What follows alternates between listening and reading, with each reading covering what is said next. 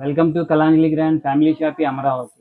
Light weight పట్టు శారీస్లో latest item అండి. ఐటమ్ చాలా బాగుంది చూడండి.